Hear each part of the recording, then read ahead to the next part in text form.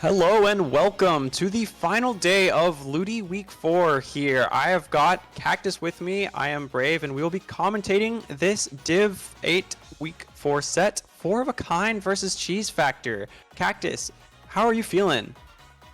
I'm feeling pretty excited to see these teams go off, and looking a little bit at the matches that these teams have gone up against so far. Four of a kind right now, doing fantastic so far up to this LUTI season. 3-0, only dropping 2 games. Besides that, they've been able to clear their way so far. Looking on the other side for Cheese Factor, they're 2-1. But some pretty strong wins on their end, and both teams only struggled a little bit against one other team in their group, Mafia Croissant. So it's going to be very exciting to see both of these teams go head-to-head today in the best of 9. Yeah, this is going to definitely matter for playoffs, for who makes playoffs. It is not just a set that is, of course, for just any... What's the word? Just for the sake of playing it out. It really will matter to who is making it to playoffs, and that is great to see late into week 4, because normally by this time you kind of have a really cemented, at least 50% of the groups or so are pretty cemented in who's going to be making playoffs, and so we've got an exciting set here today. Yeah, absolutely. For 4 of a kind, an extra win just solidifies you a higher seed in the placement. As like I said before, right now they're sitting at the top of their group. But for Cheese Factor, this is one of those sets that if you lose it, your chances are slimmer and slim to making it to playoffs. So every win is going to count. And I know here Cheese Factor is looking to secure this win and give himself a little bit of a boost, a little bit of a higher chance securing that playoff spot, because not only do the amount of games you win per set matter, but those set wins matter so much more, and that's exactly what they're going to be looking to do here today.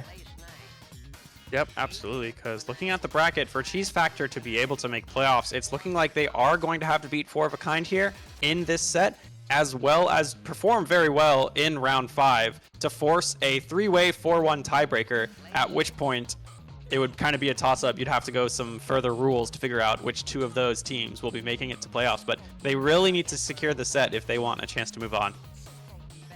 Yeah, absolutely. That's always the thing they mention, right, in your sets during LUTI. It's win as many games as you can, even if you don't win those sets. And like you said, once you get down to the nitty-gritty there, once all the sets are finished up, any rescheduled matches are set, game, and done, you're going to want to have the highest win percentage if you do run into any of those situations where you do have 3-way ties, looking at to who's going to make that final spot in playoffs if the first team already is securing it pretty nicely and close to a landslide.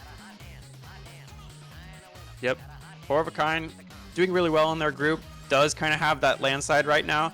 Like you were saying, they are definitely looking to be the top seed right now out of their group, and even if they do lose this set, it looks like they would still be the top seed as long as they win week 5. Because they have the least amount of game losses out of these folks, out of these 3 potential 3-way tie groups, teams rather, in Group F. So there's a lot of numbers and kind of like stats going at play here with this set. Yeah, definitely. Especially like looking at it here, like you said, their record right now, win to loss, is 14 game wins to 9 game losses. The only team that comes close enough to that are both the teams right next to them. Of course, Mafia Croissant right ahead of them with 17-11, and right under them less than 3, 11-14. So any amount of major wins, be that today and next week as well, would be very key for them to moving a lot higher up in the team securing a spot for those playoffs to keep playing this LUTI season. Looking a little bit to give information about these teams that we do have here today. I'll start off with 4 of a kind. So a little bit of an info about them. They formed August of 2024 and got going gradually into the scene, with the first proper tournament being November's LSL. Runs a traditional anchor support of 2 front line, core to great success. And they've won every LUTI match, like I said this far in the season. Yeah, and I love their team's name, and their icon aesthetic. It looks to me like playing cards. Dude, I love playing cards. I love all sorts of different games that come with it, and I just love the aesthetic they've got going with their team.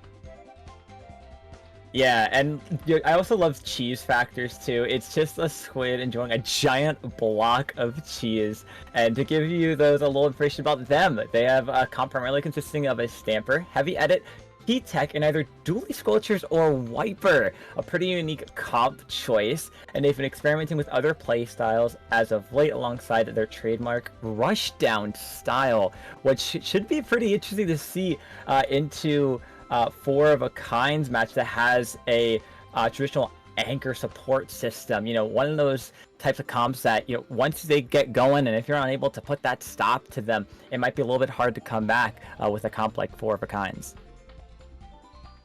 Yeah, it's looking like I'm interested to see like how T-Tech, what kind of cheese factor are we doing here? Are we having the Wiper flank on clams? Are we like throwing a ton of bombs at the Rainmaker shield for insta pop? I'm really interested to see what kind of cheese they will be going for in this set.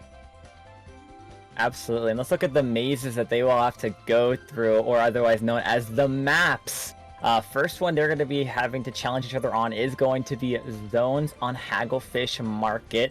A map that might be a little catered more towards Four of a Kind with their anchor system they've built for their comps. You know, having a backline set up on that tent area or TP or whatever anyone loves to call it could be pretty detrimental to holding that zone. You know, as much as you know, cheese factors comps run, like you said before, if they're able to throw a lot of bombs into like other modes, here's another map mode that would do great for those bomb usages, right? Especially trying to move their anchor off of their strong position holds. Yeah, and I'm looking forward to see how the flanks are going to be gotten off with this Four of a Kind like backline against the Four of a Kind backline, because with cheese factor, if we are seeing use of the left and right flanks, if like the backline is going to be wary of when they are and when they are not going, because the backline will have to support their other players that are painting the zone, going through mid, and at the same time be wary of the flanks on each of those side lanes. It'll be great to see how that plays out.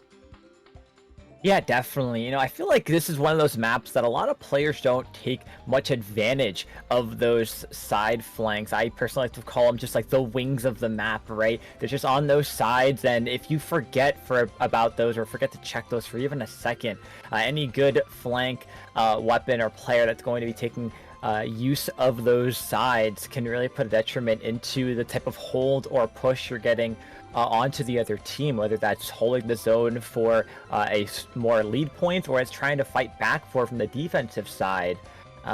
It's going to be a challenge regardless, as long as we, you know, hopefully see some of these players taking advantage of either side, really. You know, before we did, I did mention that cheese factor has the potential for a Wiper player, so maybe taking the opposite side that has that ledge that you can't easily just hop onto, just to have that kind of ledge chip damage, could be doing a lot of work for them.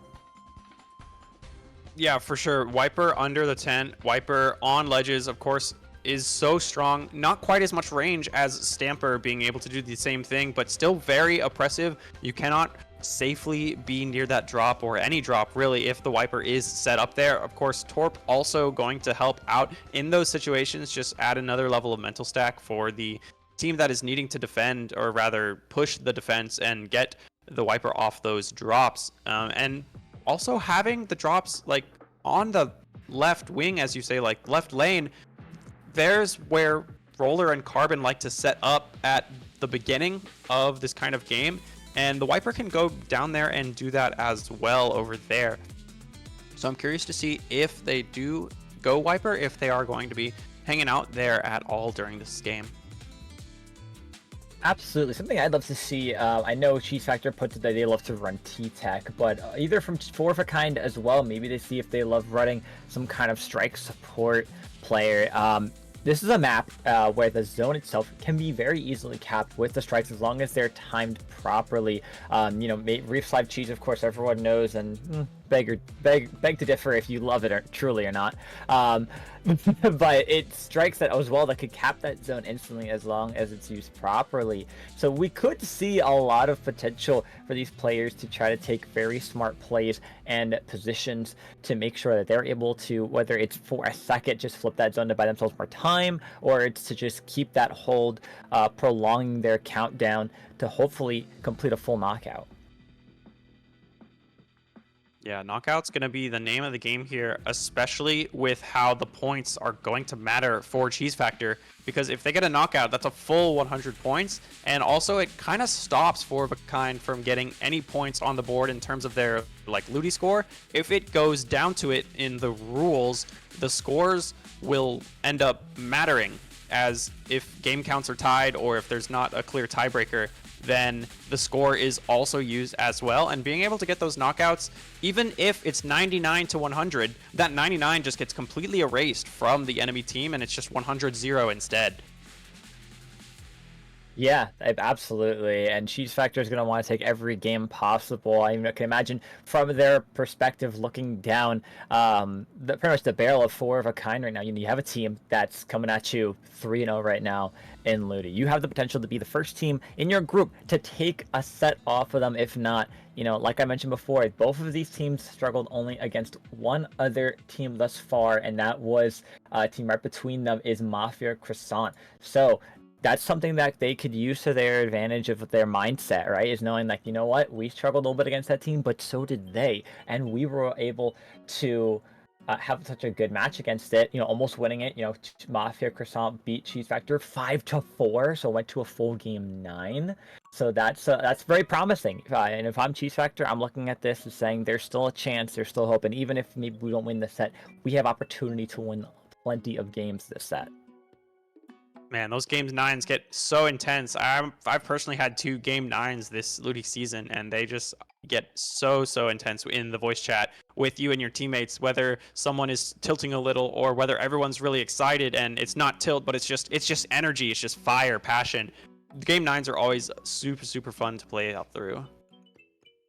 Oh, absolutely. I think the hardest thing is remembering in the earlier games not to get too excited, because as I myself have coached a handful of teams, and one of the teams I currently coach, something I'm always reminding them of is, if you're only within the first 2-3 games, and maybe it's 2-1, maybe it's 3-0, whatever the score might be, like let's not get too excited like it's grand finals right now. Like, let's make sure we keep the energy consistent, and then maybe once we're at the final game to win it, or up to the game 9, absolutely go ballistic, right? Those comps could get crazy as long as they're making sense and as long as we're understanding them. I myself have been in some of those cases as well, where it's just like you're at those moments where like this is the last game you need, whether you're in a strong lead with games won or not. It's just the adrenaline rush that takes over for you there, and you just gotta remember to stay calm, keep collected, and focus the objective together. Yeah, that's a good point with the energy, because it also kind of reminds me that these best of 9 sets, they are very long, longer than anything you'll play in a tournament, and even potentially 2 games longer than, say, a Sendoku set. They are so long that if you are trying to keep up that high energy for every single game, every 5 minute, and you end up going to game 9, you will be very tired and less likely to be able to keep up that high energy that you've been trying to keep up the entire time, and could lead to some exhaustion there. And so it's definitely important to pace yourself as well within these LUTI sets. Absolutely, especially for those teams too. That there are some teams out there that like to practice a little bit before their match, right? Whether that's open, maybe you get a scrim. That's another factor to keep. Something in general to keep in factor of, because that's already however many games you're practicing that scrim, whether it's an hour before, a half hour before. You're already trying to get warmed up, and then you have longevity of up to 9 games. Like you said, it could be very taxing And one thing is always to make sure to do is take those little breaks in between those games, right? You have a full minute to choose your weapons you want to choose for that map mode, to set yourselves up, choose that gear. Take that full minute for granted, making sure you're, grabbing water, maybe snacking on something shortly, maybe stretching, right? A lot of times, a lot of players get too into what they're doing during the set and don't remember to just stretch a little bit.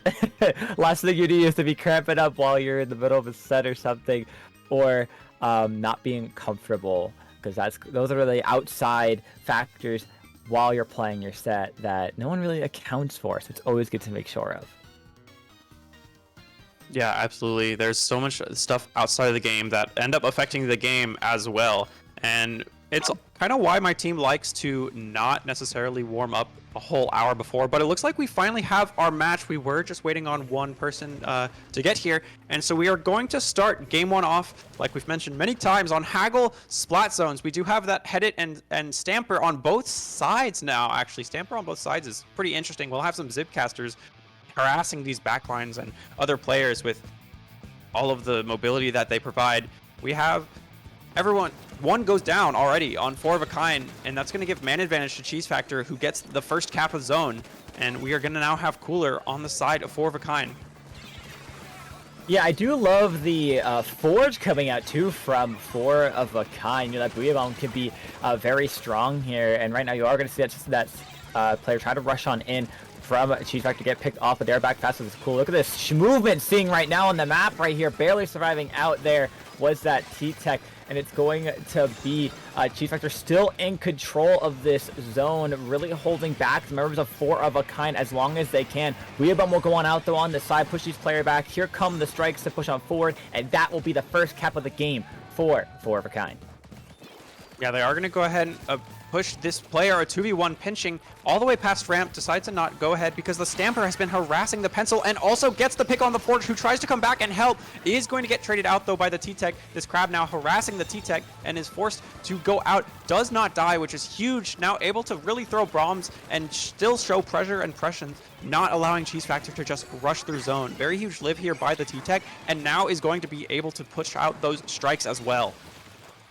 I really like that use of the strikes there. Just try to push those players back a little bit. Just try to hold that zone a little bit more. Unfortunately, Cheese Factor was going to be able to swap that zone around. Unfortunately, Splash goes down right before they can have their Crab special ready, which would have been really nice to extend their hold off. But you are going to see the Dually Sculptures here popping that Wave Breaker, applying a little bit of pressure with the range the weapon itself has. They're going to be trying to count down these penalty points as much as they can, but the strikers are going to come on out as a rebuttal from 4 of a kind here. Try to push this zone on back. Can they get it in time? It's not looking just like it just yet. These players are still barely alive from Cheese Factor, but fortunately the zone will flip back over.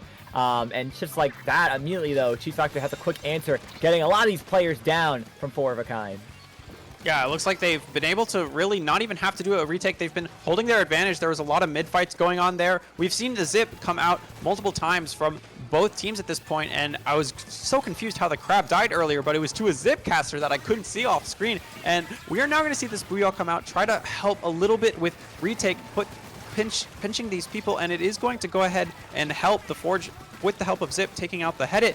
Going to go down to the Stamper though, as Cheese Factor is able to really just kind of stagger this team to get even more and more points. With this Crab, it's going to be much harder for anyone to push in the zone. The strikes coming out to counter it are going to help a lot, but with 2 going down, this is going to be looking very good for Cheese Factor. It's only the Stamper. We have a Stamper duo, and Cheese Factor remains victorious there in the 1v1. It's looking like Cheese Factor now is going to have a very solid position to take game 1 here, and they do. Wonderful plays from Cheese Factor there, making sure they're taking care of those findings at the very end there. I loved that Crab positioning in the center. Immediately take out the big painter there, which was the pencil on that tent, and the rest followed suit. Cheese Factor taking a very great game 1 in this best of 9 set. Truly incredible. Yeah, that is a very great look for them to be able to start that strong against 4 of a kind. Getting a knockout, like I was mentioning earlier, the 100-0 is really, really good for them for the rest of this set, especially for the mental game. Absolutely. Right now, already they know that they are able to take on what Four of a Kind is going to throw at them, at least on zones, right? That map was pretty consistently back and forth for a while, but it wasn't until that end of that countdown for their points where Cheese Factor was really able to just lock in a strong offense and hold it there. Four of a Kind now, you had a little bit of a challenge with that game, but maybe things will turn around as the next map mode we're going to be going to is going to be a tower control on Mako Mart. Yeah, we're going to be changing modes here. They won't just be painting this square. They're going to have to move around the objective. The objective moving is going to be really key because they have to secure different positions at different timings, and it can make it a lot more difficult than simply painting the exact same location. You really have to be thinking about where we really want to take for, say, a given checkpoint, or securing a specific defensive or offensive area so that no players end up becoming a problem for their push or for their defense. And that is going to be a pretty big factor here on Mako Mart, especially with, say, the second checkpoint. You're surrounded by a lot of high ground and a lot of places where the defenders can drop, but if you're able to secure the top right, like, plat area, then you can provide pressure from there, kind of get people looking away from tower, and get a much easier second checkpoint.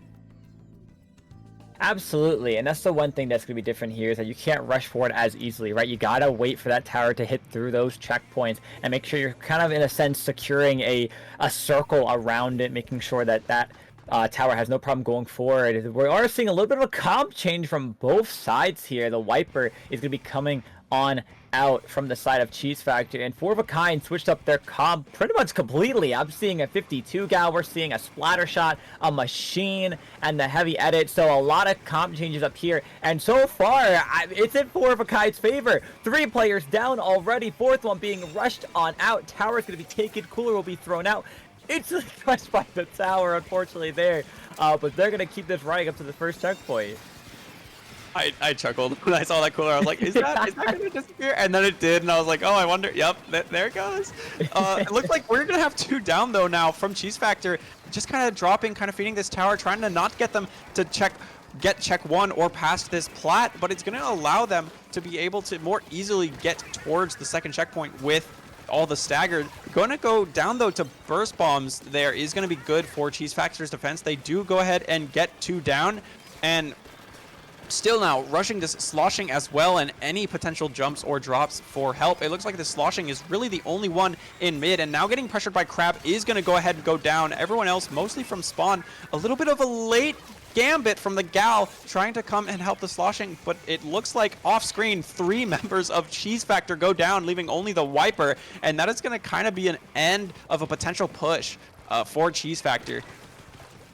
Yeah, gotta give props to Cheese Factor there, right? Stopping that push from Four of a Kind where they got almost to that second checkpoint. We're going to see the 52 here trying to fight off the Wiper here on the side, but they're going to be picked off as well by the edit. 2v1 situation, not where you want to be in, but for Cheese Factor. Nice trade on the edit there. They're going to secure you. Now a 3v1 situation as the 52 is the first to come back in. They're going to take the rail, but as soon as they come back, Machine goes down. This looks like it's Cheese Factor's opportunity to get a push going. They will pop Crab on that right stack. They will ride that tower. The shot, though, from behind that takes down 1, takes down 2.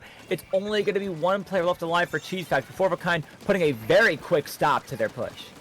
Yeah, they did not really know about that shot flank at all, and the shot had the shots very, very nicely. Secured both the headed kill, but then also in the scramble, able to get the Stamper even after being bursted at the feet, and has, like, Stamper has that range advantage, but Shot able to take that fight and win it was huge. We are now seeing the Shot just fight the Wiper with the help of the sloshing, but sloshing does go down. We see them backing a little bit. Unfortunately, Gal also going to go down, and right now, Four of a Kind are a little bit coolerless, a little bit losing out, because earlier the Headed did die at 97 cooler, and I do not believe I've seen a cooler since then. So all of these staggers and deaths have been in the favor of Cheese Factor. We have 3 specials online right now, and the hammer is going to go ahead and get popped over there on that right sneaky. We are being pushed, though, by Gal on left, and it looks like that hammer is going to get not as much value as possibly hoped when popped.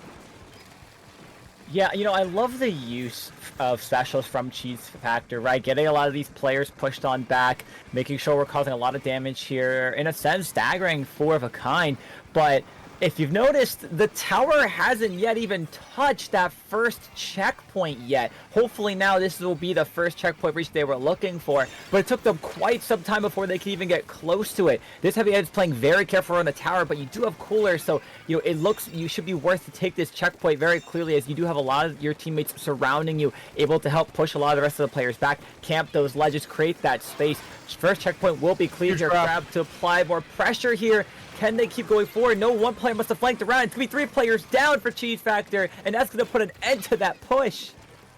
Yeah, I was surprised. I saw that crab. I saw 2 players cornered, and I was like, this is huge for Cheese Factor. But then, suddenly from the flank, it must have been the shot or the remaining 3rd player that was really able to clean up, make that crab turn around, and stop Cheese Factor's push entirely. They did get first check, and that was awesome for them because it'll allow them to get a faster lead later. But they are still going to have to get the picks necessary to try and set up again. Right now, we have a lot of fights going on in mid, and with a Booyah and a Wiper here, that is going to look like a 4-of-a-kind victory there for team fight. But it looks like that was a 90 from the crab. Doesn't quite get the pick afterwards because is getting pushed by the Gal. And they have that wall set up. And now we have 3 people looking left. We have left fight with the Gal. Takes out the Wiper and decides to go ahead and leave. That is going to leave 4-of-a-kind at a nice, like, staggered advantage here. Yeah, with only 20 seconds left to go right now, Cheese Factor's a little bit on the back pedal. They do have a good amount of mid space. Mid actually right now is kind of shared between both of these teams for that paint coverage, for that space. 2 players go down here for the side of 4-of-a-kind. Cheese Factor's got to go on out, make that a little bit of a delayed wipe, as you are going to see that edit jump on out. 52 will go down. We are in overtime. Crabs on tower applying pressure to the edit. They're going to keep pushing forward as the Booyah's going to come on out. Can they stop these players rushing the tower in time? No! 4-of-a-kind sneaks away that win of game number 2 with a little bit of Booyah cheese. Yeah, they got that GG Booyah with 3 teammates all storming the tower just at the perfect time. Was not able to be stopped by Cheese Factor at all, and just a few points away from lead. They are going to go ahead and lose game 2, bringing it to an even 1-1. Yeah, that was a great play, honestly, from 4-of-a-kind. That was a very close game, too. I think that actually got down to a matter of 4 or 5 points before switching over for Cheese Factor. Honestly, overall, a very close game. I think for the side of Cheese Factor, there might have been a few moments where they could have played a lot faster, a lot more consistent to have secured a lead back over, because their defense was excellent. They fought off 4-of-a-kind for pretty much the entire game once their first push went on through, but they were just unable to really use their resources to create that longevity push to get that lead. So great props on the side of 4-of-a-kind, keeping consistent, staying strong after that pretty much one and done push. No need for another. Just a long game of defense. Yeah, and great defense from both teams it was, as neither team really was able to push that second checkpoint at all. And of course, that plat was so important to that, as no one ever really got the opposing team's plat, where after checkpoint 1 the tower kind of goes by it. They were always able to hold it with their from spawn teammates, with their full ink and like armor from spawn, all that great stuff. Being able to hold that defensive position worked out for really like stalling and not letting the second check even be touched. But unfortunately, that is going to leave Cheese Factor at a 1-1. They do lose their advantage in game count here. And next we are going to be seeing Rainmaker on Undertow Spillway. Cactus, do you have any particular thoughts about this map mode combination? It is very fast, and it does not matter how close you push. A knockout and a comeback from the other team is doable. I always tell teams, and when I see it all the time or when I commentate it, if you get a really strong push, you better hope your defense is spot on and just keep that Rainmaker as far away from your side of mid as possible. And I mean, looking at these comp changes a little bit, we're going to see 4-of-a-kind take out the Nautilus, which is a very exciting switch up. This applies a lot of pressure here, a lot of great mid-range pressure and consistency pushing on forward. As you're going to see right here, get a quick pick on 1 before backing up and 1 take another challenge. Yeah, no, I was thinking early on, like, ooh, switching to Nautilus with 3 short-range shooters, this Nautilus is really going to have to pop off for 4 of a kind to be able to secure this game. But as I am thinking that, they immediately are able to get 3 at the beginning of this game. So maybe they will prove my thoughts wrong, but I'm thinking that 3 short-range shooters may struggle in these fights against the Head It and Double Sword in the long term. Now we have 3 down on the side of Cheese Factor. 4 of a kind are going to go ahead and move towards that first checkpoint. And with the Stamper just going down as well, that is going to be an easy check for 4 of a kind. Absolutely. Easy check indeed. And they're still going. They were able to chain those specials and chain these players able to get on down. They're going to choose to go across the graded area and try to push on 4, but these strikes are going to force them back. They're going to barely survive this. The rest of the players on 4 of a kind are just able to support and get these players down. Rainmaker going all the way down to 15 points remaining. As we saw one of those players on Cheese Factor try to come around and flank that out, but was not successful in time. Thankfully, that push stopped all the way down though to 15. Against a comp like 4 of a kind, might be a little bit more difficult to get all the way back through, as right now 4 of a kind doing a fantastic job at holding so much pressure, followed with the wipeout. Yeah, they are going to be able to start holding this Rainmaker on the opposite side of the map of Cheese Factor really wants here and be able to really stall it. And if they, of course, mess up and get wiped out, they get a knockout, but they do not. They provide a very good wipeout for their defense, and they're going to have Cooler for their next push as well. Looks like everyone is pushing in, going to go ahead and let that Rainmaker reset, just paint up in the meantime, get some specials, see if they can punish any early drops or any early aggression from 4 of a kind. But we are going to go ahead and now see the Suka getting a little stranded and does go down to a combination of the Wiper and the strikes, and we have 3 on the grass, really able to take this left area and move towards that first checkpoint for Cheese Factor.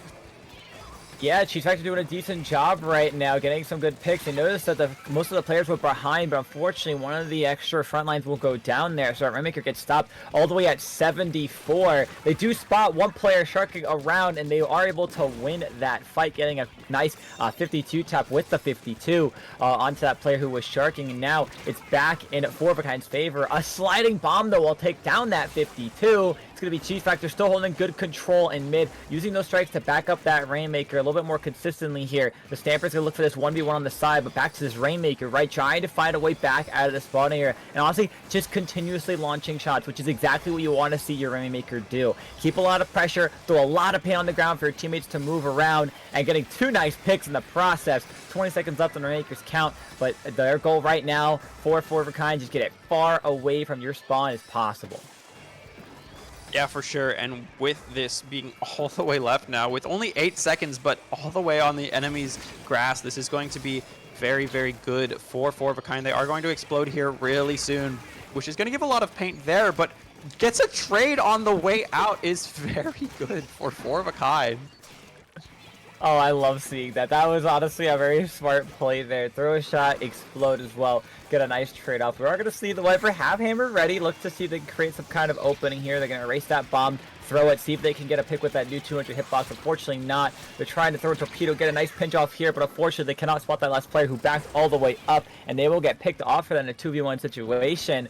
Now with less than a minute on to the clock, 4 of a kind keeping up this aggression, keeping up their player base. Azuka is going to finish off one player to try to get this Wiper. Can they survive in time? Yes, they will. Barely escaping that as they're going to look to pinch one here. One will go down. Another 2v1 on the side. It's going to be player advantage for Cheese Factor, but with jumps coming on for 4 of a kind, don't think they're going to be able to take too much of advantage of that so quickly.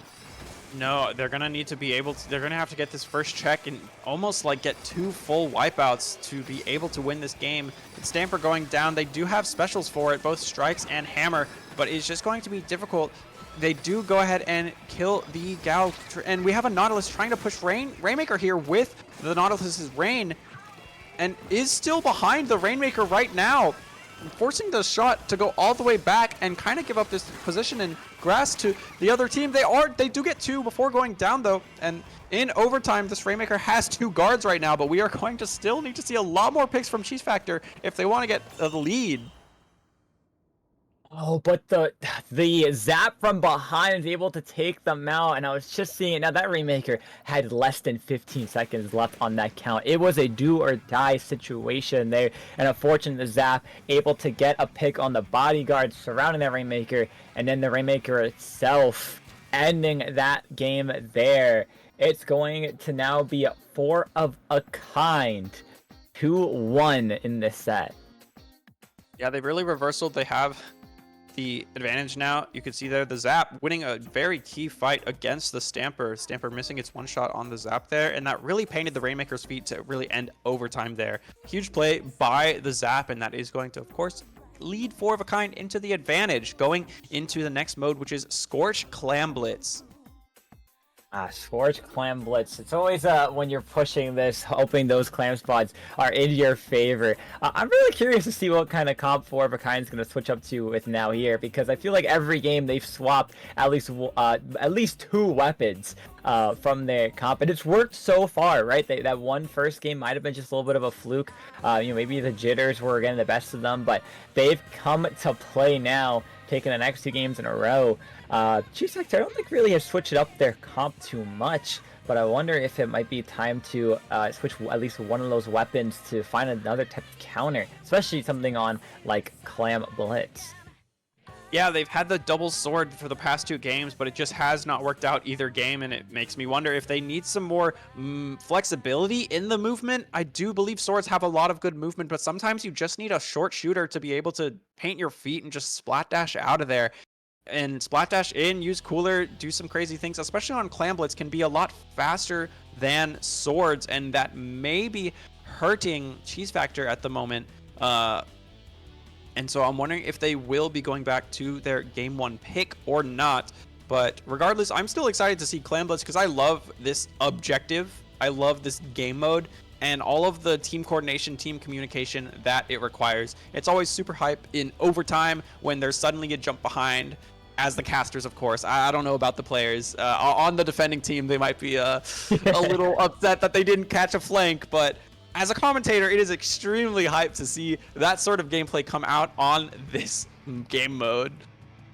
Oh, absolutely. Especially if you're the offensive team. You love to see that pick, too. We are going to see a blaster pick come on out. And yes, okay, I was hoping we would see this. The Dually Squelchers returning for Cheese Factor. That wave breaker might be the answer they're looking for to stop a lot of this frontline aggression from 4 of a kind. That is a great pick, and I hope we see a lot of good use out of it. Gives them a little bit more range as well. As you see already there, the Dually Squelcher is getting a little bit of damage tapped onto one player. Looking for a pick here, but they're going to get, unfortunately, pinched off here. But I love the comp switch up from both sides here. A lot of opportunity to go on in, use great specials. This could be a very close game if gone correctly. Yeah, we've got Pencil here able to get a lot more paint further and deeper into the enemy's plat, and of course on this top mid area is also gonna really bait that crab out. Not getting killed by it is super strong, as now the crab is gonna have to look for other enemies to target, and with that bubble it is looking like the value of the crab is now out and a little bit in the favor of 4 of a kind with that bubble, but they do go 2 down, and it is now a 2v2 with the splash and another support shooter on the side of 4 of a kind returning, wondering if they're going to be jumping in or swimming it out. Either way, we just have a lot of mid scraps going on here, and it is going to go in the favor of 4 of a kind. They do just get 1 pick on the splash, and then another on the Head It and Dually Squelchers that is going to let 4 of a kind really push up here and have 6 clams on the elbow. Yeah, a lot of great space being taken here. A lot of players are just throwing clams, not really coordinating who's picking what up. We are going to see 2 players go on down, but they do hold those quick jumps in for 4 of a kind to keep this push going forward. Zip will be out as a counter from Cheese Factor, getting a 1 pick off there. It is now a 3v3 on both sides. Can this Edit win this fight? No, Tita gets a surprise and gets the pick on him. Now this is going to be a 3-player down situation, and 4 of a kind will be the first ones to score this game. Yeah, it was looking like they were a bit too timid to score earlier, but they were able to go ahead and get a triple, which is kind of the nail in the coffin. That is going to be such a strong position for 4 of a kind that really anyone will be able to walk that clam ball in. this T-Tech trying to get a little bit more clams, unable to, is going to get shot down by the 4 people all looking, and that is going to give Cheese Factor kind of all amid. There's really no beacons or anything to stop them, and with Crab coming out on top tower and no flanks for it is going to give a lot of value here for them to try and get Elbow. Unfortunately, going down to the Blaster, trying to push off that Crab, and is going to get even more value as it helps so many more team fights. It's only a splash left in the bubble here on the side of Cheese Factor. They are going to live, and they are already more than half to Crab, almost having yet another Crab. It feels like they just used it, but they are going to have another one for this next team fight that is online with these coolers. Strikes, though, backing them up is going to force the Crab kind of onto Snipe, and 4 of a kind looking to get one. The Gal does go ahead and get one, pushing everyone back here with their wall, and with another on the splash, that is going to force Cheese Factor to try and get this ball a little bit later, and it's looking like 4 of a kind is going to get a good push here. Yeah, that was a great defense from 4 of a kind, able to push a lot of this forward. They're going to score and open the basket once more, and then follow suit with a couple more clams to score down to 49 points, building more up. Players looking to jump on in. They will pop cooler here. Oh, but it's only the pencil up left alive. Not sure if any of their teammates are going to be able to fall in to grab that cooler, with that Crab have being used by Cheese Factor to open up that space a little bit more. Now they do have a zip caster ready. They are looking for a play here. They are going to camp this, and they knew one player would at least go for it, and they will get one. Unfortunately, that cooler doesn't act on them pretty quickly there, so they are back fast. But I don't know if that was a good enough use for that cooler there. Unfortunately, down goes Zipcaster. Crab applying more pressure. Cheese Factor trying to find just a little bit of an opening just to try to get one push in. This Pencil has really got this Headit locked down. They can't even really set up top mid because the Pencil's just going to outrange, and Headit can't hit Snipe from that far back on top mid. It's really being a detriment right now for Cheese Factor, and that Pencil is really applying this pressure, and with the Blaster helping, that is going to force the Headit to back up all the way to ramp. Does get a little bit of tap on the Blaster as the rest of 4 of a kind cleans up the rest of Cheese Factor not having that backline support. Yeah, I mean, let's just look at this pressure this Blaster is doing. A nice double there, looking for a third. They might be able to keep this jump. They are going to get one. They're looking for another. They will bubble. That's going to be 4 in a row. They're looking for one more across this ledge here. The Blaster absolutely popping off right now, allowing this basket to be opened a third time for 4 of a kind, as you are going to see the Stamper from behind trying to cause some trouble. The Blaster getting another pick as the rest of their teammates are scoring these clamps, looking to go forward. They will score one. They're trying to get a pick on here. They will get another one. Do they have the clamps to put it in? They do. Can any teammates get in and finish the job off? No. But with only about 15 seconds in overtime left remaining, Cheese Factor is going to throw that power clamp up, try to rush these players on in. They have to make a play and go in now, or else there's not going to be a chance to open this basket. But with a lot of this aggressive defense from 4 of a kind, it's not going to be enough. Cheese Factor unable to make even one score this game. 4 of a kind winning 3 games in a row. Yeah, 4 of a kind looking really strong. I was actually really surprised there on that game-ending screen. Cheese Factor did have a ball and used the Greats to go plat kind of behind. It looks like if overtime was just a little bit longer, they may have gotten that one score. But yes, the lead was simply too much to be. It felt really insurmountable for Cheese Factor. They really had to rush and try to get a ton of picks. Of course, that overtime is also just so short in Clamblitz, especially when you're starting overtime from your side of the map, because the enemy's just been scoring right up to overtime. Almost makes it impossible to really utilize overtime at all on Clams. But regardless, we are going to be heading towards the next game on Splat Zone's Barnacle Dime. Close here. Cactus, do you think this is Cheese Factor's time to be able to come back, since they were able to run last Splat Zones? You know, I feel if Cheese Factor sticks to the similar comp they ran both the first game and, of course, this last game we just saw, having the Crab splash to apply that long-range pressure, keeping those dually sculptures up, especially with that Wavebreaker, I think Cheese Factor has a chance. It's just made it very hard to 100% believe in that, though, with 4 of a kind's pressure they've been putting on since that second game, the first game that they won. I mean, so far they've been on an incredible win streak, constantly pushing objective forward and getting lots of points gained by it each mode that passes forward. So while I do believe this would be Cheese Factor's opportunity to maybe start turning things around, they're gonna have to find some answers for four of a kind's comp, and maybe less weapon wise, but more I would say together wise as a team, and being able to counter a lot of their the plays that Four of a Kind is making, a lot of the movement, a lot of the fight scenarios, just to have a strong answer on it. Yeah, we have both the Gal and the Shot on Four of a Kind really being a thorn in the side of Cheese Factor, playing the role of Slayer amazingly and just really being able to win their fights and really helping the rest of the team push up and kind of get that objective really thrown out. Here we see both teams kind of going towards mid. You see that sprinkler in the spawn there, trying to get the early cooler, but it does not matter for the Gal on the side of Four of a Kind as they are going down. That is a classic Gal opening play, trying to go ahead and get that early space, but is going to go down. This is going to give Cheese Factor the first push and first cap, but they do go 2 down, and then with Azuka 3 down, it is going to be pretty easy for Four of a Kind here to get that recap and apply that tiny penalty, but they are still going. They are still pushing all the way up into the enemy's plat and towards their side of like the base and drop. They have strikes. They don't really see anyone contesting any of this space. Even this wave breaker, it's surrounded by yellow ink. It's very hard to push here for Cheese Factor. Yeah, I mean, Four of a Kind immediately looked like they were in danger at first. They know this. You got the 52 down. They're able to keep pushing forward. But now, Four of a Kind has just been holding forward and keeping this aggression up, putting a bit of a stagger into Cheese Factor. Now we're going to see Cheese Factor try to counter back up. They are able to clean the ramp. They're able to get the 52 down. Unfortunately, their stamper goes down, but hopefully that doesn't matter on too much if they could just get this cap. They are in a slight numbers advantage, having only the pencil up right now. 52 does jump on in. The cap has still not been secured. They're going to end up trading off. Thankfully, that trade, though, will help paint that zone just a little bit more and put it in the favor of Cheese Factor. This crab is going to be popped a little bit lower than I think they would have liked. They would have had a little bit higher elevation, but they will still manage to help get 2 picks now down for Four of a Kind. And now they're the ones being super aggressive here, pushing on it back against Four of a Kind. He's going to try to use strikes to pressure them on out, but just constant pressure being applied, they might be able to hold this for a lead.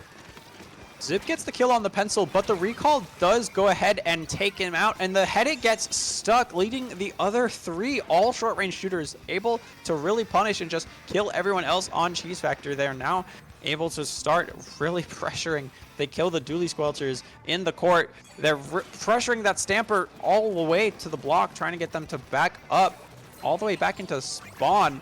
And with Cooler, this is looking very favorable for Four of a Kind. That it is. Strikes coming on out to push on out that crab. That splash is going to drop forward into just pretty much no inkable space. But thankfully, the Stamper does come back in time to quickly support that, getting 2 key picks there. Now, it is penalty points over for Four of a Kind, so they're counting down real points here. Stamper looking to come off on a side angle, trying to get one. Will not be successful in time. They're going to pop a zip to cause a bit of a distraction, and that will be the zone flip back over for Cheese Factor.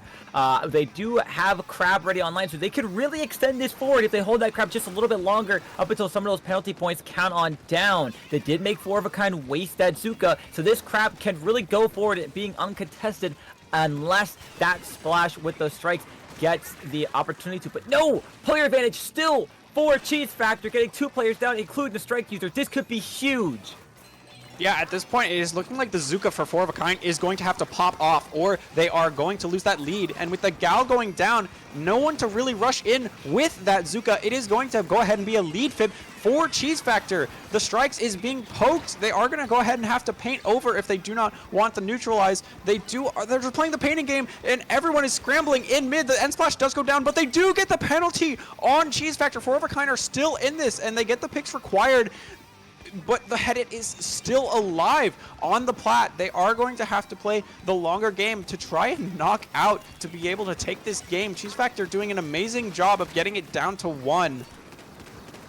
Yeah, I mean, talk about a close call for Four of a Kind, barely taking on that penalty addition, getting that cap to hold on forward. But now these players of 4 of a kind are kind of just rushing in with no direct plan. They were just rushing on in there, hoping to get a lot of picks and hoping it would work. But unfortunately, you all just kind of grouped together there, and it wasn't enough because you also had the members of Cheese Factor grouped together. They had the Wave Breaker down. They had the aggression together.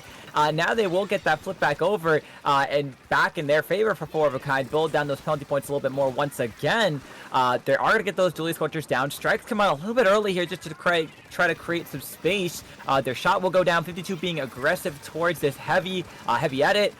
They try to apply as much pressure as they can, but this edit getting picked off by the 52 gal goes off as a trade. 50 points almost over, and with no specials to their name, Cheese Factor might not be able to make a comeback for this.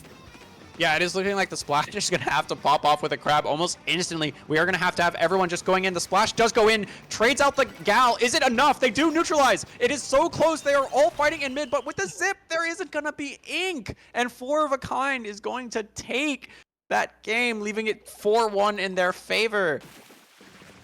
Oh, the zip call at the end. That is so unfortunate to see. They should have, if anything, if you were low on ink, just pop it to paint that zone. Instead, zipping towards the enemy, especially when your splash is down, your main painter. Oh, that was so unfortunate. Yeah, you could see there low right, the splash goes down to 2 players. They're trying to fight for that zone. But just not enough. 4 of a kind, bringing that back all the way down to the 1 point needed, which at that point was pretty much a knockout. Incredible by 4 of a kind, not letting the score tell the tale of the match.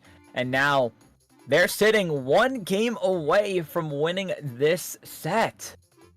Yeah, no, that yellow crown on the screen does not quite tell the story at all. Cheese Factor getting knocked out, getting 0 points for that is kind of the nail in the coffin, it feels like, for their chances at playoffs, regardless of how the rest of the set goes. But they had a lot, like a glimmering hope. They had shining hope there. We had an amazing play by the Stamper that got them lead in the first place, with the flank on the right lane, and using the plat to really drop into that right street and take all the attention for such a long time. They did a great job of kind of ignoring the zone and just trying to fight the splash in the right flank, in the right street, because it made everyone else turn their attention backwards and really gave the opportunity for the 3 others on Cheese Factor to push into zone and through zone and help get the picks while their backs were turned. It worked out really well in their favor, and it allowed for them to get a really aggressive set up. Even once they did get control, like much further past the zone, they had such a strong advantage there, and it let them get all the way down to 1. It all started with the Stamper's flank and staying alive on that right street. Regardless, though, they do end up losing that game, and we are going into potentially the final game. We are match set here of this LUTI match on tower control ship shape, and they go back to double sword. I don't know how I feel about that pick. If you looked at the game so far, the Dually Scorcher addition with the splash is really inputting a number against 4 of a kind, but you know what? Maybe they see something that I don't, and maybe they will be able to pull this off, because like we saw the last tower control game, all it took was 4 of a kind to get 1 or 2, actually just 1 good push forward in the beginning, and so far history seems to be repeating itself, as right now it is 4 of a kind in control of that tower, in control of most of mid. But she's doing a great job so far, countering a lot of this push that I thought 4 of a kind was going to have. As long as they can try to keep most of the players back, they might be able to keep it away. But unfortunately, 2 will go down, and 4 of a kind will be the first team to this first checkpoint. Yeah, it looks like 4 of a kind is really trying to seal the deal here. With those strikes, no one is really on plat to contest this check 1 at all, and with only 1 special online for Cheese Factor on defense, it is looking really rough. We also have a Zuka coming out, getting a pick on 2. That is going to be 2 offensive specials not on line for Cheese Factor on this retake. They only have a crab. It is going to go ahead and get popped, but it is not quite. It does go ahead and help get the gal down, but 4 of a kind's on this final checkpoint with a lot of momentum here. That they are. This last checkpoint is going to be secured. 2 players down for Cheese Factor. They're trying their best to put a lot of pressure on this tower. Will it be enough in time? barely. It's only the pencil alive. They're all on the tower, and it stopped with 2 points remaining. Cheese Factor secures a full wipeout onto 4 of a kind, and stopping them right at 2 points before a complete knockout. And now Cheese Factor wasting no time to take this space, as they have such a long way to push this tower. Yeah, and with Hammer and the Stamper both in this area, they are trying to do the right thing. They are trying to secure that top right so they can get to check 1, but the tower now just getting into mid is really, really harmful for Cheese Factor. It took such a long time for that tower to get back that it was too late and the fights were already lost for them to get, but they do go ahead and get 2 on 4 of a kind, and with this pencil being in this odd aggro position, that is going to allow everyone to really push up here and get a lot of space. We do see the wiper on and with the zip as well, they are able to secure this good positioning and have a very good shot at getting check 1 here with that crab that is going to go ahead and secure it entirely, and they are in a good position. They 3 down as well. Strikes are only going to stall tower. This is going to be super, super good for Cheese Factor as long as they are staying hidden and are not an obvious pick for these 3 people coming back from spawn. It is looking like they are going to get all the way to the next checkpoint to try and start pushing that top right area.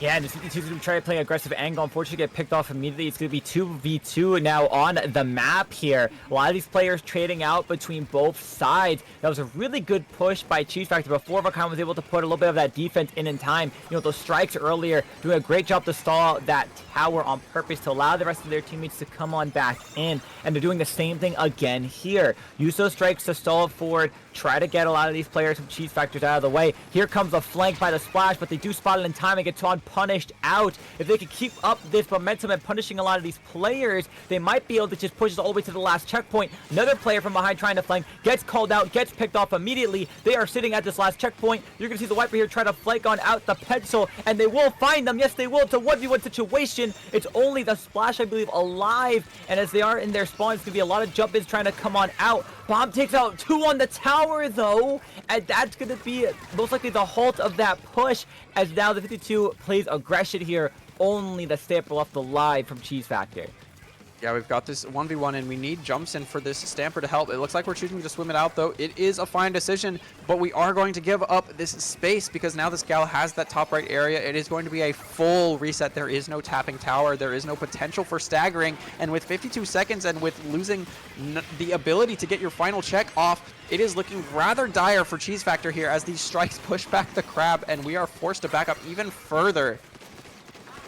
Yeah, things are looking scary for Cheese Factor. About less than 30 seconds left on the clock here, and 4 of a kind is not holding back. They want to push this tower as far away as they can, holding forward on all of these players of Cheese Factor. Now things are a little bit on the back foot for them. Cheese Factor pushing in here, trying to be aggressive, trying to live out the best they can and get things moving forward. Zuka is going to be used a little bit early here, but the main player they want to try to find quickly is going to be that splash with the strikes. I don't believe they find them in time. Strikes will be launched on out. Can they stop any of these players from being forward enough to touch that tower? No, they will not. And 4 of a kind will put the last crown on the board, securing this game and set 5-1. Yep, and that is going to put them solidly as the top seed of their group in playoffs as well. Going to give them a slightly easier round 1 in playoffs. That is huge for 4 of a kind. They are going to be solidly the best in their group, and really just great set overall here from both teams, but 4 of a kind taking it on top. 5-1 game count really doesn't show how close those 2 games on Splat Zones and Tower Control were. However, 4 of a kind, very dominant. Cactus? Yeah, I couldn't agree more with you there. I mean, that was just truly an incredible display by both teams, really. That was such a close set in general, the score not telling truly what you have just witnessed. I mean, a lot of those games went down to the wire, down to that overtime, especially like the last game we just saw. I mean, great job by both teams putting in so much effort. Props to 4 of a kind for securing this win to continue their onslaught win this LUTI season to Cheese Factor. Great effort. Fortunately, it wasn't enough this time, but there's always still hope. Yes, of course. LUTI is not the end all be all. There's, of course, always other tournaments. There's LSLs to be had. There is FTIUs to be had. And, of course, looking forward to next LUTI season as well. There's, of course, much competition to be had in the future. And with this, though, Four of a Kind are looking to their future competition in the playoffs. And we are going to be seeing a Div 10 set next, Cactus. Yeah, absolutely. You want to stay tuned for that. More LUTI action coming your way. We will switch on over to a short break just to get the next teams in, just to grab some water. So don't go anywhere. More LUTI coming your way. Spoke too soon, apparently. We're not flipping the zone. Come on, guys, we're not flipping the zone. Information, a bit more control. Hydra just bowling and hello.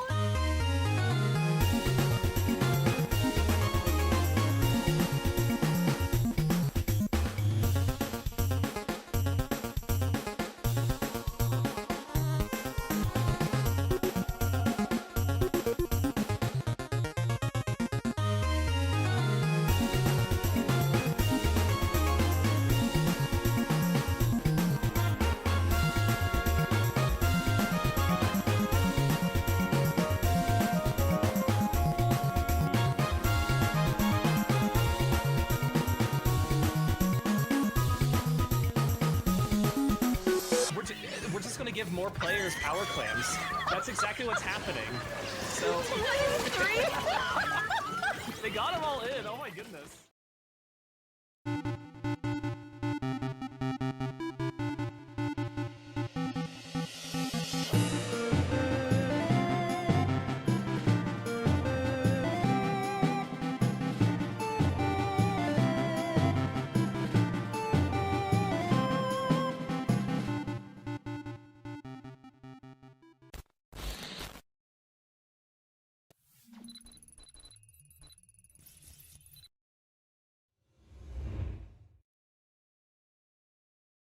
Do you want to get started in competitive Splatoon, but don't know how to? The Stronghold offers a free Beginners Academy service for new players wanting to play Splatoon competitively. We want to make it as easy as possible for new players to join competitive. We'll create teams out of applicants and train you through a season providing scrims, practices, and coaching. At the end of the season, teams that graduate will play in their first community tournament. Graduating teams will be given a free logo and invited to play in the invite-only Academy Showcase event, where they get to play on stream and show off the skills they've learned in the Academy. So what are you waiting for? Apply for the Academy today using the link on screen.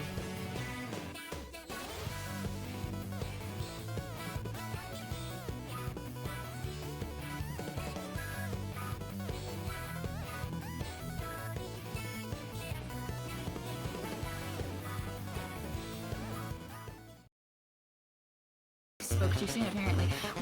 We're not flipping the zone. Come on, guys, we're not flipping the zone. Information, a bit more control. Hydra just bowling and hello.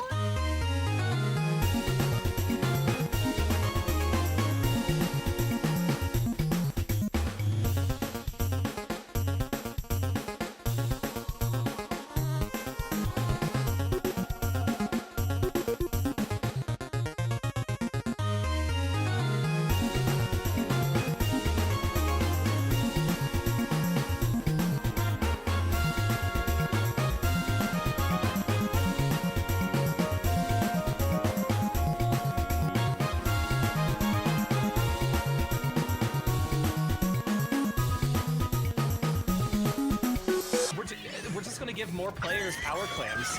That's exactly what's happening. So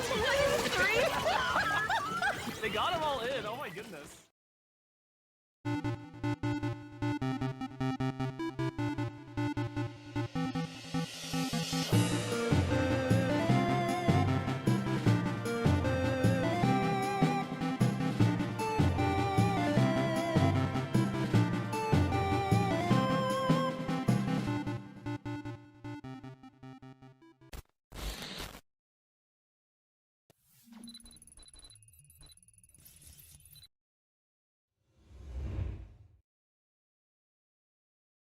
Do you want to get started in competitive Splatoon, but don't know how to? The Stronghold offers a free Beginners Academy service for new players wanting to play Splatoon competitively. We want to make it as easy as possible for new players to join competitive. We'll create teams out of applicants and train you through a season providing scrims, practices, and coaching. At the end of the season, teams that graduate will play in their first community tournament. Graduating teams will be given a free logo and invited to play in the invite-only Academy Showcase event, where they get to play on stream and show off the skills they've learned in the Academy. So what are you waiting for? Apply for the Academy today using the link on screen.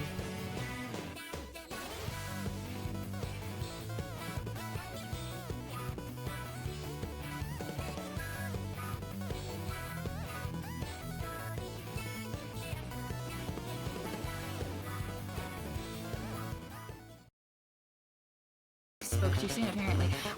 We're not flipping the zone. Come on, guys, we're not flipping the zone. Formation a bit more control. Hydra just bowling and hello.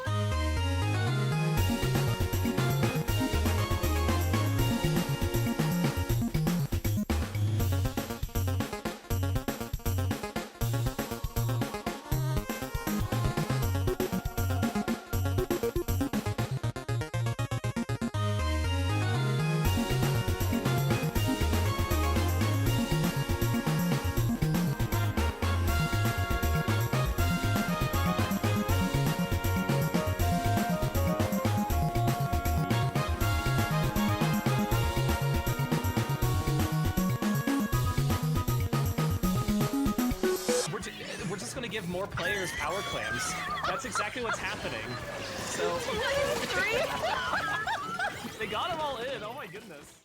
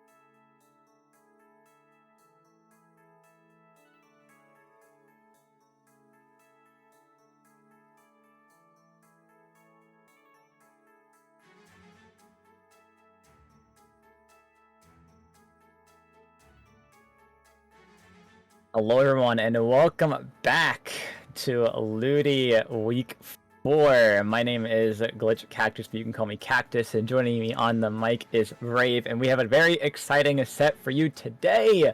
Eternal Bloom versus Crescent. Yep.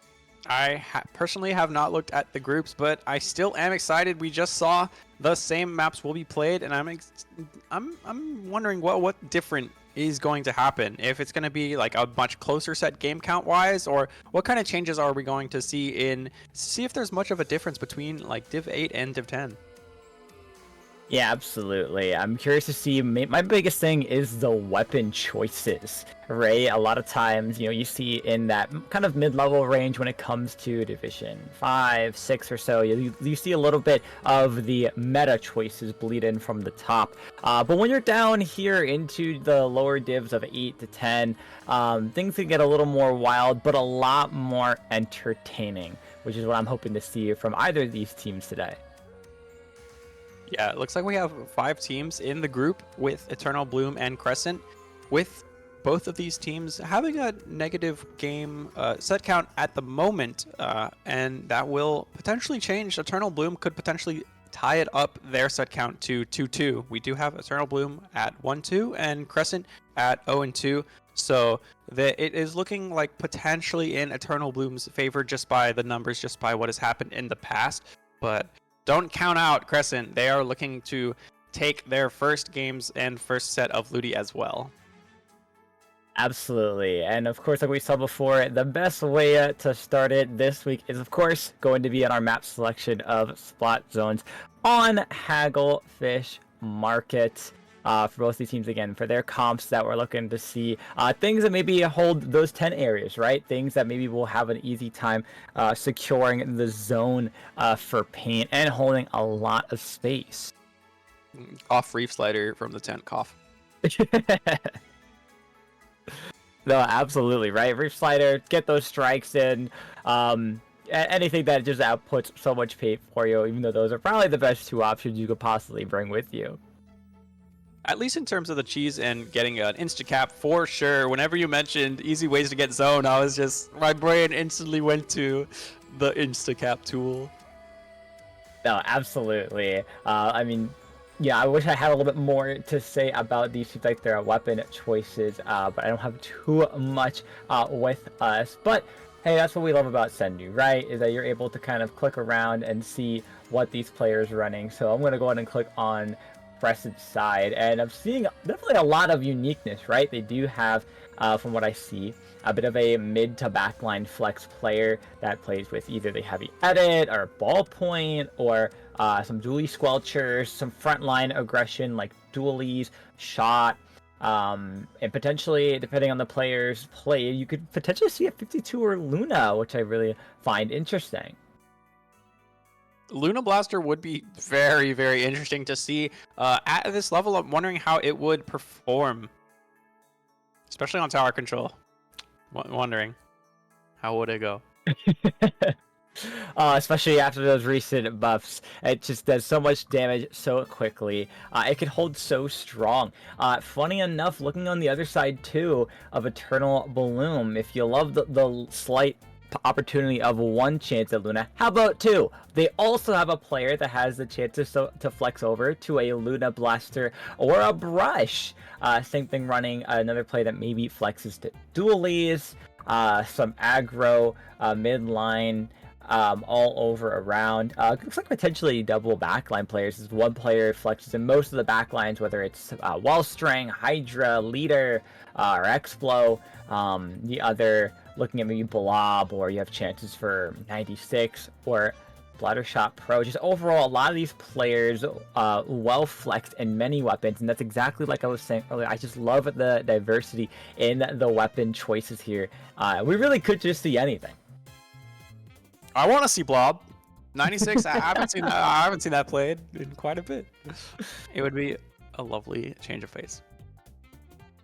Yeah, I think to me that'd be really fun, right? Especially Blob on this map, or just in general. Just the potential for one single Blob shot to just help with the assist and just steal the splat onto somebody is so exciting. And right now we're gonna see. I hope I'm seeing only single cooler. Or is that okay? Yes, that is the crab heavy edit instead. So they're going with a lot more paint from the Zap instead, using the Dapple dualies for the Reef Slider on the side of Crescent. Eternal Bloom bringing out the Dynamo and an Ink Brush. We love to see Dynamo here as a cooler option. We are not seeing any of the main three cooler options on the side of Eternal Bloom. And Eternal Bloom also going to go ahead and get this first push here. We see the Splash being extremely, extremely aggressive going into the plat. Is going to get punished by the Dapples, though, pretty immediately. And with only a Crab and a Dynamo to hold, this will be a very interesting Crab 1v1. Who wins? It looks like the Blue is able to shred Crescent, but is going to go ahead and get 2v1 here and does get taken out by the Headed in that 2v1. Good punish on the side of Crescent here, and now they still need to get the zone cap. They are trying their best. They are clearly putting paint on the zone, but the Zap is going to go down to a well-rolled bomb from the Ink Brush, and with points ticking down, it's looking like Eternal Bloom is trying to close out this game really early.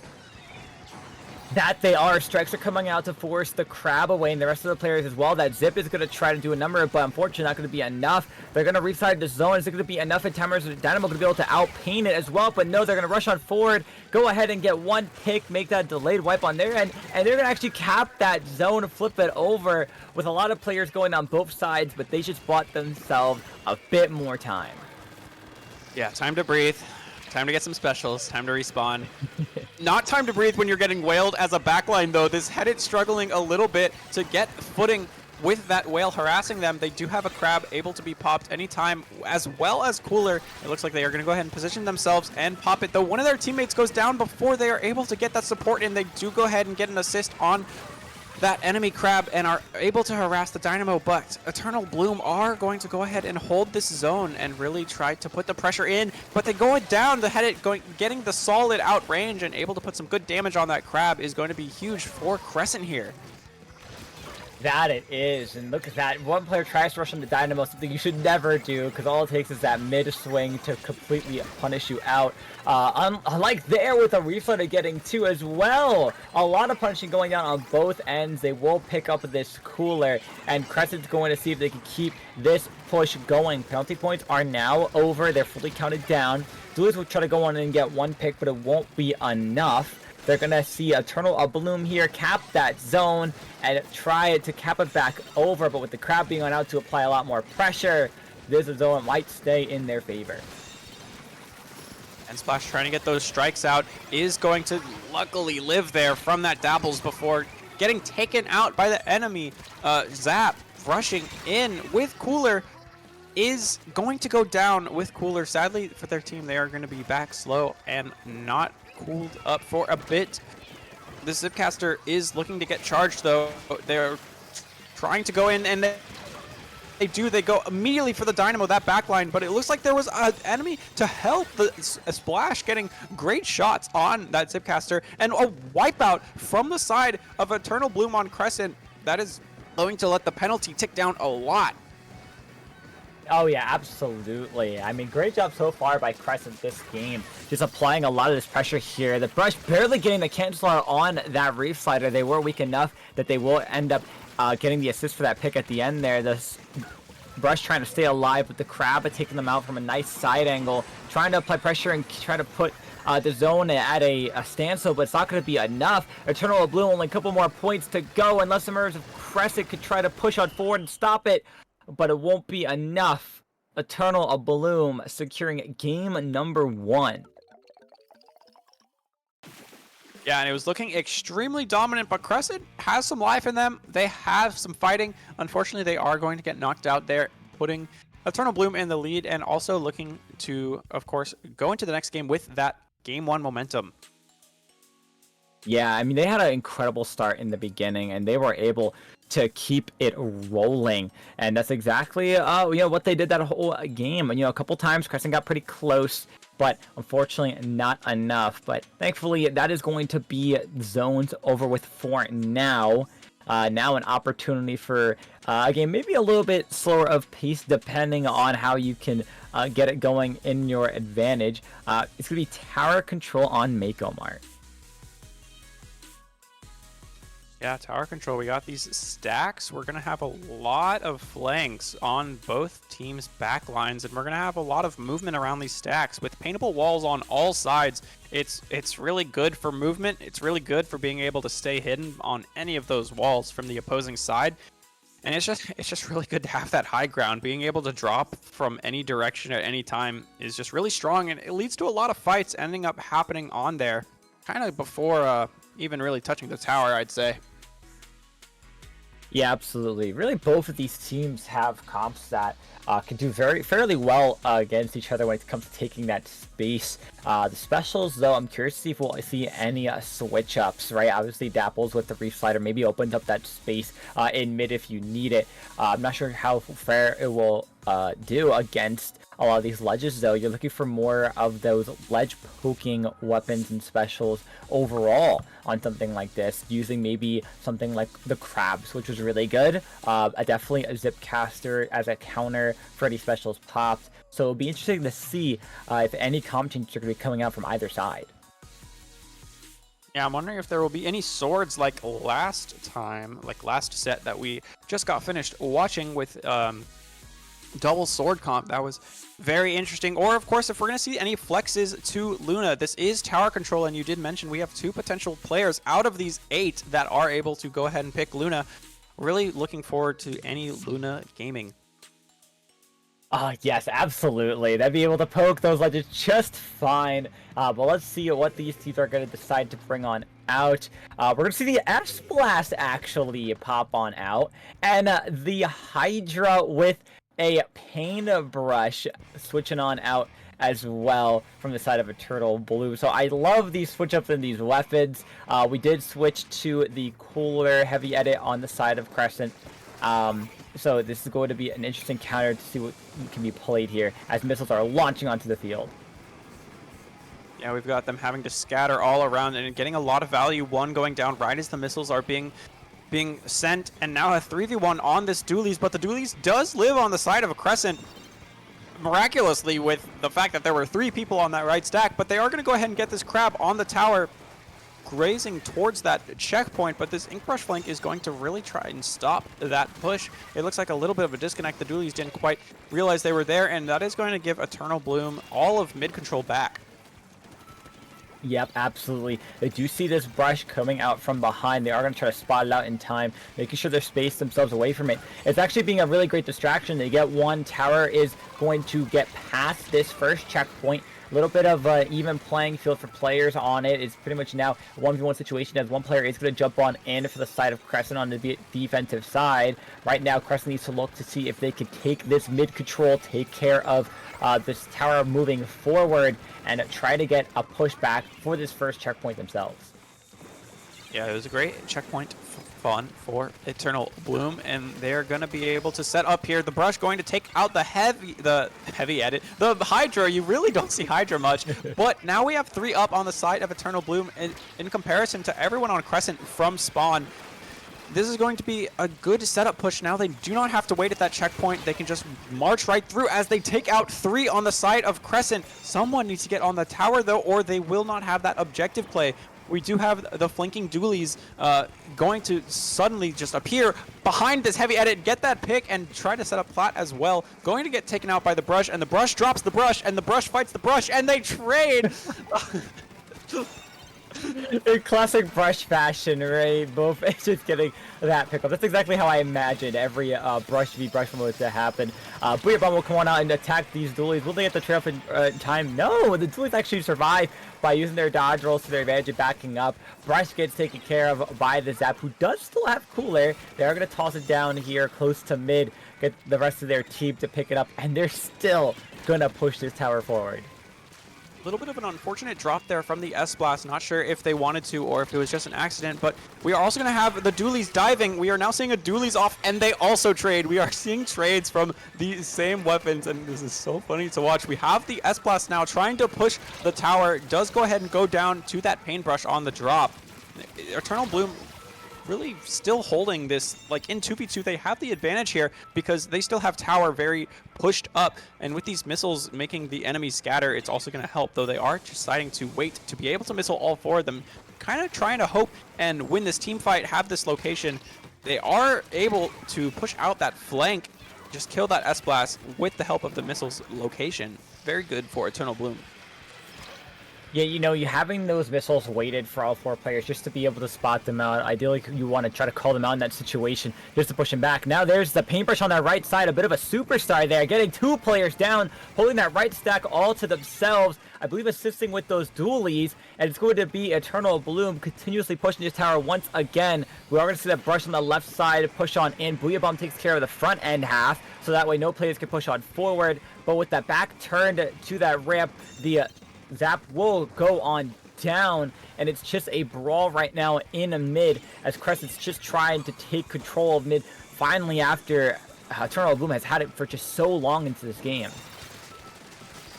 Yeah, and with 1 minute left, they haven't even really been able to get past that first checkpoint or even really push it much at all. It's just Eternal Bloom showing dominance in all of the fights. It feels like there's been so many times where Crescent has been 3 down, and it's due to losing those key fights, not even necessarily team fights, but just their one-on-ones. It's definitely being hard for them to push tower, losing that man advantage so often. Yeah, things are looking pretty dicey for Crescent. They're not really able to find some footing. Just look at that map as we saw that jump over from the dualies. So much purple all over the ground. Only the heavy edit remaining. Popping cooler for themselves here, trying to apply a lot of pressure to this tower. They're able to find a little bit of a halt to it as the rest of the team will come on back in. Dualies rushing that tower. They will get the dualies down. Fortunately, the S-Blast goes down that right stack. Dualies rushing into the Hydra, but they go down as well. Missiles coming out, forcing the heavy edit away and out of position with only 2 seconds left on the clock. That is going to secure the game for Eternal Bloom. Yeah, they're trying to take this set. They're trying to take every game that they can, trying to even up their set count to 2-2 because they are wanting, of course, to make playoffs. This is a group of 5 teams, and it is looking very difficult for Eternal Bloom to be able to make playoffs, but every game and every set will count at the end of the day. Next, we have Rainmaker Undertow. Cactus, I kind of already know your thoughts on this from earlier, but how do you think Hydra or Luna Blaster may fare on this map? I mean, this is a case where I don't really am not too sure how this is going to hold up, right? Eternal Bloom, if they bring out this Hydra again, this has a lot of potential to maybe not get pop in the beginning, right? But you're able to put a lot of pressure with that weapon. Now, obviously, they may decide to be the player that picks up the Rainmaker, or it could be really anybody. I'm curious to see how these players are kind of are planning this out about who's going to pick up the Rainmaker and who's just going to lead the charge. But I feel like this is Crescent's opportunity to maybe start looking to switch things around here, right? I mean, their comms are pretty solid. They have the right mindset and idea. If you do decide to bring out the Missile Paintbrush on the side of Eternal, we're going to see a little bit of stall until maybe it's all 5 that mark up, both 4 players and the Rainmaker, when needing to be popped. So, to be honest, I feel like this game could go either way. What about you, though, Grave? I'll be looking out for those Inkbrush flanks because with that uninkable ramp, Inkbrush will not care that it is uninkable. They will just walk right past it really quickly and be able to get flanks on enemy backlines, on anyone just trying to shark, anyone just trying to chill and protect the final checkpoint. So I'm interested from both sides because that could happen from both Paintbrush or Inkbrush on either team's side. Yes, I completely forgot about that. Right, that's right. The regular Inkbrush or the Paintbrush from either side here has the potential to just use those flanks to their advantage. And you know what? There's potential for it to cause a lot of mayhem, or even shark or flank to take that Rainmaker if any team decides to let it reset to bring it on forward. But without any more speculation going forward, let's take a look at these comps here. Okay, we are seeing a Forge Splattershot Pro with Petras with some Reef Slider and a Sploosh. Okay, now we're in business. Yeah, we'll have the flanking Sploosh at some point, I'm sure. So, some absolute distraction play going on here. They are going to get popped with that huge Sploosh damage at the beginning, narrowly avoiding death from a Splat Bomb, but Eternal Bloom is going to be the first to go down. No cooler online for them for quite some time. Yeah, that's right. We are going to see now Rainmaker get picked up immediately by Crescent. 2 players going down. Make that 3 on Eternal Bloom. It's going to be Crescent now rushing for this right checkpoint as they see as a quick opportunity. Do they make it in time? Can they get on top of it? It's not painted all the way. And unfortunately, that not being painted caused them to not get that checkpoint as they had a delayed wipe early on to Eternal Bloom. Just trying to sneak it away, holding on forward. It's just not enough. Yep. They are not going to get that check, and they are going to now have Cooler online on the side of Eternal Bloom. They do go ahead and trade 2 for 1, which is going to be really helpful for them, especially if the enemy was without Cooler. It looks like they were, so they are back extremely slow. That is going to allow Eternal Bloom to have this man advantage, and they do go ahead and get another 2 down, which is really going to allow them to push whichever direction they want. They are able to get a lot of paint on this map, and they are once again able to keep them 2 down. I feel like I'm saying 2 down so much, and they just have such control over Crescent. Even with that first push, it looking like Eternal Bloom gets the first checkpoint for the first time, and we are almost to another cooler, but unfortunately a bomb on that Rainmaker shield. We do have the flanking Ink Brush here, making that Hydra scatter. Looks like the Hydra did disappear and get away, whether it was a jump out or just a sneaky swim, but that is going to be a defense for Crescent, successful. Yeah, that was a very great defense play. Fortunately, though, Eternal Bloom is not wasting any time against these players. And that Booyah Bomb, I'm pretty sure it got more than one there. And they're going to pick up this Rainmaker immediately and try to get a lot more points on the board besides just the 2 that they have for this checkpoint. They do sense a player flanking behind them from those shots. There is going to be a Reef-Slider coming on in. It's not going to get the potential. It's going to get a teammate instead, but they're just running this Rainmaker forward all the way down to 16 points, and that will be the final player going down. Crescent taking that wipeout, painting up for some space, have a Booyah online ready to go, but they have quite a ways to go if they want a chance at a lead. Yeah, 16 is a very, very defendable push, and with Eternal Bloom getting there so like halfway through the game, it looks like they've got really a lot of stalling to do, and they've been able to do that, whether intentional or not, with all of their huge fight wins throughout the set. And so I do believe we will be seeing many more of those fight wins. Absolutely. You know, I haven't really seen the Sploosh do many splooshy things, except maybe we're going to see right here, trying to go and rush to grab this Rainmaker, but they got spotted out and called out by the Brush. Brush looking for another one, but we'll get pretty much tied into a 3v1 situation and gets picked off from 3 different angles there. Rainmaker's in a pretty rough spot if you are Crescent. Thankfully, we'll reset here. Cooler will be popped out for Eternal Bloom, and they're looking to take space as Dooley gets one, and it's going to try to shred this Booyah, but realize danger situation, gotta get out of there. Danger, danger. I am alone trying to shred this Booyah, and we do see the Rain trying to have another runaway moment, going to go ahead and get picked off by the enemy Doolies. But we also have the Sploosh trying to do Sploosh things. They are using the high damage value there to go ahead and get pop, and with Hammer, they are really pressuring Crescent here. Yeah, a lot of pressure being applied. It's going to be 2 players down on the side of Crescent, but thankfully a dive from one of those players will stop that Rainmaker, but it won't, I'm not sure if it'll be enough. Okay, thankfully we do see, I believe that's the Forge. I was able to get another pick out. They will Booyah Bomb here, try to force out the Hydra and back them up all the way. Now they're taking a lot of mid space with less than a minute to go, and they are going to let that Rainmaker reset. That is going to be a good reset for them, as they are going to need to not move that Rainmaker themselves. They are trying to set up in mid, but it looks like Eternal Bloom is going to get that pop. I'm seeing so much yellow on the map here from the side of the Hydra. There is very little chance for them to even really get in. Yeah, and you saw that they tried to pick up that Rainmaker with 30 seconds left to go. They got picked off immediately there. We're going to see a little bit of a fight on the side here. They will Booyah, and they're going to try to Booyah these duelists, but they will use their dodge rolls to their advantage and get on out of there. Here comes the Hammer trying to lay it on down. They're going to try to throw it. Oh, but they end up trading it off as they go down to a Splat Bomb. Looks like they really want to get this right checkpoint, but they only have about 10 seconds to go. Can they get it in time? They do. They break through it, but without the players fully being there, are they able to grab it in time and pop this Rainmaker? Overtime has started, but no. Eternal Bloom will pick it up as they were the ones to get the pop, and now they are leading 3-0 in this set.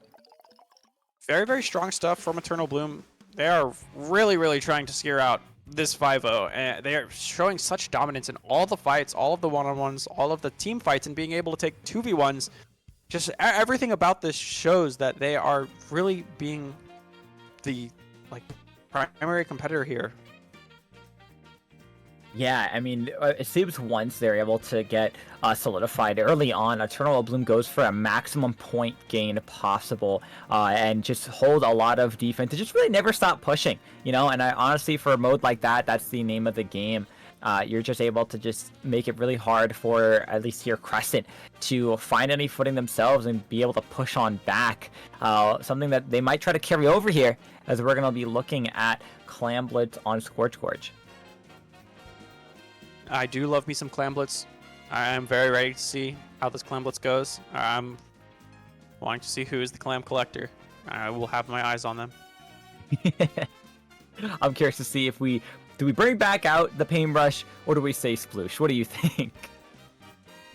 I think Paintbrush is going to be a lot stronger in terms of, man, that buff really helped it out. And if you hit them one time, they are surely going to die because it is just so fast now. Between all of the swings, it feels like you are getting hit no matter what, those second, third, and fourth times, especially with the paint underneath your feet from the first hit.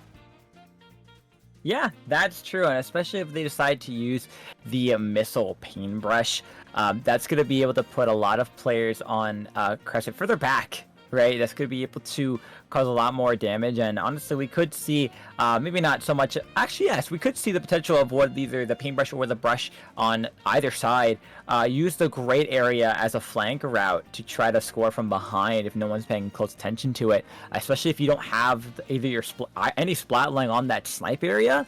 This could be a huge opportunity for a lot of flanks to get carried on out. Yeah, for sure. That Greats is definitely an underrated and underused opportunity to flank to get onto the enemy plat and really secure an off angle for a push, kind of grabbing attention and grabbing people to come back through, all the way like through their elbow to just be back in such a bad position.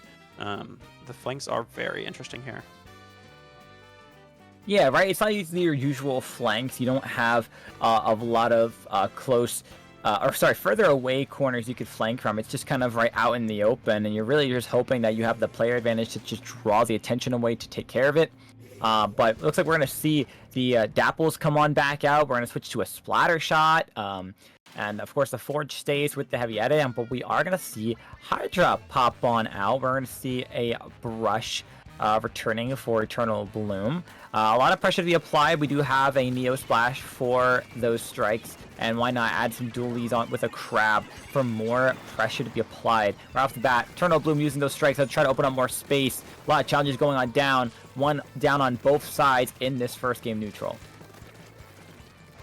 And it looks like they are going to go ahead and have Eternal Bloom with the man advantage. We have the dualies with 5 clams and the opposing head it with 7. We are going to be seeing a lot more fights, though. There does not seem to be any sneaky things happening right now. We do go ahead and get the shot offline, and with no Zuka to combat the Crab, this Crab is going to be massive unless this Forge is able to get behind sneakily, and 2 people are actually using the top tower, able to take out both the Hydra, but not quite the Crab. And we're going to have to pop Booyah here to try and hold this position. Yeah, that Booyah Bomb being popped just to hold that top mid. Try to catch any players coming around. They will see someone trying to take their Grace and get them off. That Forge turning around, getting another player. This is going to be a player advantage. Can they get the Hydra as well? It will be a trade-off. Zuka will be popped out to control and get another player, but unfortunately, this bomb from this splash actually getting one player from top mid, and this looks like it's about to be a delayed wipeout onto Crescent. That, you know, huge advantage they had, just fumbled back on down. It's going to be Eternal Bloom with a power claim looking to push on forward. Yeah, and they're trying to get those strikes so that they'll be able to push themselves in with that ball, trying to really get all of that elbow really painted. But it looks like we're going to have 2 people dropping, seeing those strikes, and the Splash capitalizing on it, going to get it. One knows the other is there, gets 2, but then dropped on by the Dapples. We do no longer have this ball and able to score. However, we are still pushing the head it. And not the Dapples, though. The Dapples have been living rent-free by the ball and are able to camp it, making it completely die. And with jumps is also going to help go ahead and take out the rest of Eternal Bloom. Huge play from the Crescent Dapples here. They do end up finally going down, but it was a great stall from them and really keeping that push from starting. Yeah, absolutely. So far, you know, we are about halfway through this game, and neither team has attempted to score once, or at least get close enough to, besides Eternal Bloom before. And wow, right out of the Crab too, able to get a pick on that Forge. We are looking to see if we can get a push here on Eternal Bloom. Tricks will come on out, but dualies will go down to the Dapples. And this push that Eternal Bloom has been constantly trying to make has been unsuccessful. Booyah Bomb, though, this might be the opportunity. Delayed wipeout. Booyah Bomb goes in, takes another player out with it. And here we go. The floodgates are open. Eternal Bloom scoring on down. Another power climb on its way in if they could just live and toss it in. And that they will. 39 points onto the board. Hydra goes down. Dualies trade off with the Forge, trying to see if they can get any more points into this brush. They will get one more, but get picked off. Crescent trying to hold a strong defense to stop this push from going any further. Yeah, and 33 with 33 penalty, they're going to need a huge push to be able to really mark down any of that penalty. It's going to take a lot to be scoring any more points, so they're really going to be looking to play defense, though we do have this aggressive dualies right now. Going to go ahead and go down Crescent. Going to be 2 men down to Eternal Bloom, and with Eternal Bloom sitting comfortably with this lead, all they really have to do is keep up, paint up, look at those flanks, and keep on winning the fights like they have been this whole set.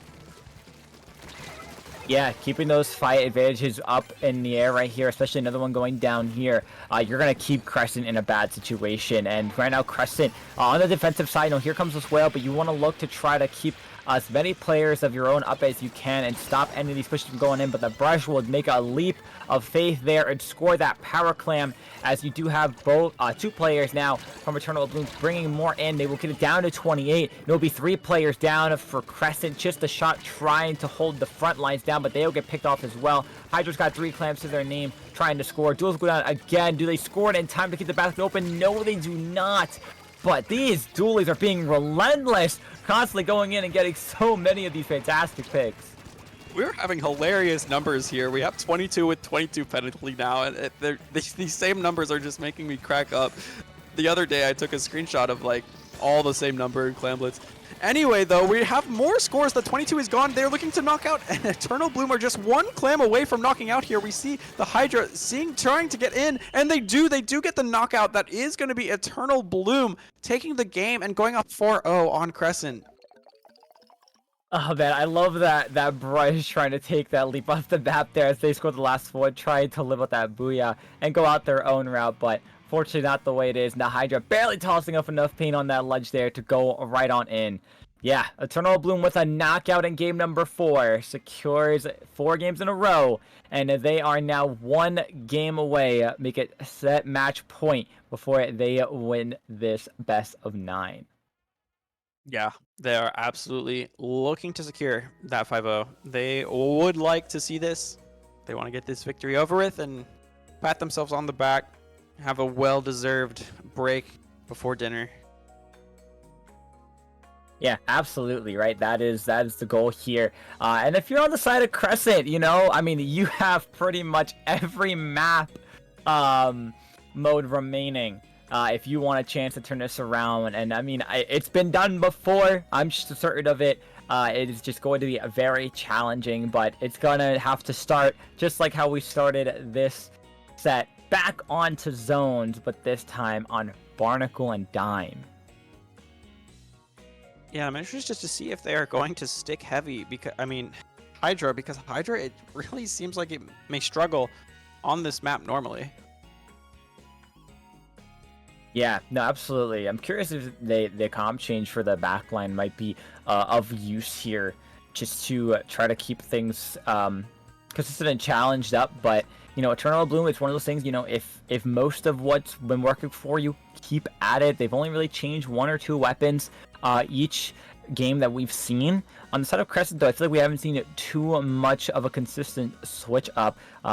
But it really comes down to how they're using maybe their resources to try to push back the members of Eternal Bloom if they want an opportunity. And we saw the first zone game as well. It was very close between both these sides. Eternal Bloom had just gotten a lot more points. So Crescent just needs the opportunity to really open those gates back up and just keep that defense holding strong on the offensive line. And they might just be able to take this game. Yeah, I'm very excited to see if we do have any spicy weapon picks, any last-ditch efforts to really get the edge on Eternal Bloom here from Crescent. Seeing if there's any game plan changes, any gameplay changes at all, or if we will just be seeing Eternal Bloom's dominance reign. Yeah, and all it takes is just 1 more game for them to make this a 5-0 sweep. And then, they're feeling pretty good, I imagine, right? You're already 4 games up. First 1 or 2 were a little hasty, but, match point underway. This is the last game they need to secure this win. Comp's coming on now, and we are looking at Triple Blob. You know what? They're going down just having fun, and I love that. When in doubt, blob it out. The zone will be so painted until they're dead, and they will be blobbing all over this map. We will have so many storms this game.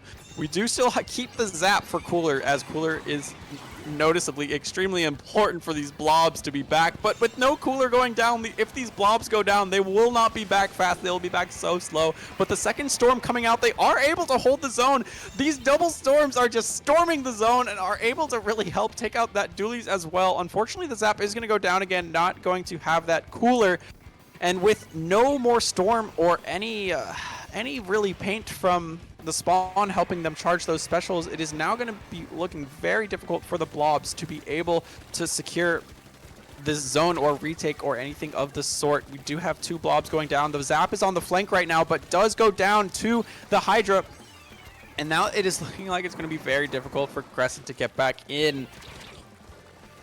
You know, if the zap just didn't hold forward and got Cooler, I think this game could go a lot more different. But unfortunately, these blobs are now falling like dominoes here, as well as with the zap. Eternal Bloom has pretty much secured the positioning they wanted. It's very hard to get back in, not even just with 1 blob, but imagine 3. I'm not sure how they can find a way back into this. They're popping the storm. They're trying to blob over everything, but it might not be enough. Zone will get held just a little bit, but down goes another. But they are able to actually flip that zone back over, and they're trying to hold on to it, but a lot of these painters are still up on Eternal Bloom. So another Booyah Bomb gets tossed on out, gets 1, and another falling suit. So a flanking blob will go down, and that will be the wipeout. Eternal Bloom now. Number advantage, paint advantage, and space advantage. Yeah, this Hydra's going to set up here on the plat, try to not let any sneaky little zaps go into zone or any blobs really drop. They have like this height advantage, as well as, of course, a very long charge to be able to kill these blobs. The storm is going to come out, going to slowly go over zone. We see the paint. It's really helping, and they are able to get cap and apply penalty again with good picks on both the dualies and the Hydra. I really hope this zap gets their first Cooler of the game here. I'm waiting for it. I need to see it. Please live. Yes, they live. Get it down. Yes, we have Cooler. This push could be so much better and keep going further. They have a 2-player number advantage, trying to make it 3, but unfortunately the crab will be popped on out. Blobs now throwing everything over at the Legends. All the players of Eternal Bloom are on that ramp section. A lot of paint trying to get put out. Booyah Bomb will try to cause a lot more space to be opened up from the Hydra, but it looks like it's not just enough just yet to hold that cap. They're almost out of penalty points. Zap will go down, though, and that will be the zone flip coming out from Eternal Bloom as the numbers just go on down. Wipe out on the screen once again. We have Storms looking to neutralize, however, it is not going to be enough, and we have once again the flanking zap coming in against this dualies. The dualies sees them, has both the dualies and the opposing zap on this zap, going to take out in that 2v1, and now we have just the 3 blobs. Once again, how are they going to get in? It's very difficult. They have 1 storm on zone. Can they cheese the zone for a 4th or 5th time? We do have the flanking blob now on the enemy plat. Is going to be able to draw attention, get the crab to look behind. Is it going to be enough, though? They do splat 1. The crab is not looking forward, and there is a neutralize as well. But with strikes coming out, that is going to go ahead and give cap back to Eternal Bloom, and they are going to take the set 5-0 over Crescent. I don't even know what I just watched, but yeah, you know what? Go down swinging and have fun while doing it. Crescent unable to secure that game for themselves, so it is going to go to Eternal Bloom, securing 5 straight wins in a row, winning themselves this week's LUTI set. Yeah, they're evening out their set count, and they must be proud. They had a very strong showing today. And even being able to really show that they know how to deal with Blob.